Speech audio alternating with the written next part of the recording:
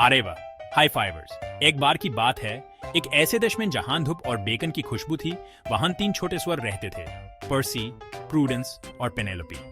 वो अपने एरिया के सबसे कूल स्वर थे, हमेशा नए स्टाइल के कर्ली टेल्स बनाते और फेमस हॉगवॉश हिट्स पे ओइंक करते। मामा पिग उनकी नाक हमेशा उनका ख्याल रखती थी, लेकिन अब टाइम आ गया था इन छोटे स्वरों के लिए अपना घर बनाने का। उन्होंने अपने बैग्स पैक किए, ज्यादातर हेयर गेल और हूप मॉइस्चराइजर से भरे हुए, क्योंकि वो तो बनता है, और अपने एडवेंचर पे निकल पड़े। हर स्वर का अपने ड्रीम होम के लिए एक विजन था, और वो यूज सच करने के लिए डिटरमिन्ड थे। उन्हें क्या पता था, एक फड़ी वाला शैतान भी घूम रहा है, और यूज पोर्क चॉप्स बहुत पसंद है। लेकिन अरे, चैलेंज तो सबको पसंद होता है ना। तो चलो घर बनाना और भेदिए से बचना शुरू करते हैं। पर्सी, सबसे छोटा स्वर, बस जल्दी का काम चाहता था। मेहनत करना ना बाबा ना, वो कहता, मैं स्मार्ट वर्कमैन बिलीव करता हूं, हार्ड वर्कमैन नहीं।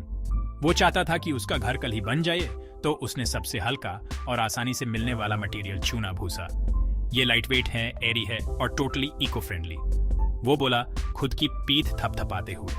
कुछ ही घंटों में उसका भूसे का घर बनकर तैयार हो गया।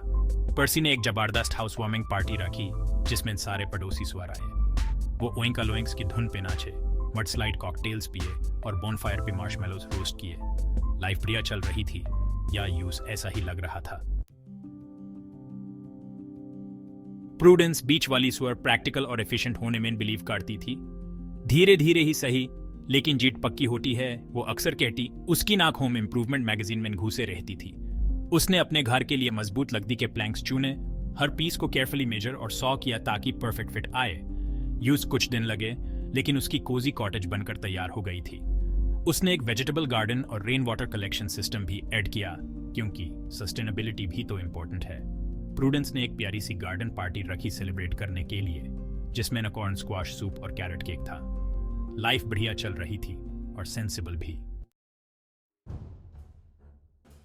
पेनेलोपी, सबसे बड़ी सुअर, अपनी केयरफुल प्लानिंग और स्ट्रॉन्ग डिटर्मिनेशन के लिए जानी जाती थी। रोम एक दिन में नहीं बना था।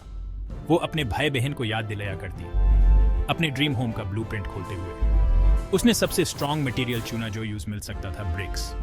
उसने वीक्स लगा दिए केयरफुली फाउंडेशन ले करने में, सीमेंट मिक्स करने में और हर ब्रिक को सही जगह पे रखने में। यह बहुत मुश्किल काम था, लेकिन पेनेलोपी ने कभी कंप्लेन नहीं किया। वो पेशेंस और हार्डवर्क की वैल्यू जानती थी। फाइनली उसका शानदार ब्रिक मैंशन बनकर तैयार हो गया। उसने एक ग्रैंड हाउस वार्मिंग गला होस्ट किया, जिसमें लिव बैंड था, चॉकलेट फाउंटेन था और छोटे स्वारों के लिए बाउंसी कास्टल था। लाइफ बढ़िया चल रही थी और ऐसी की चलता रहे।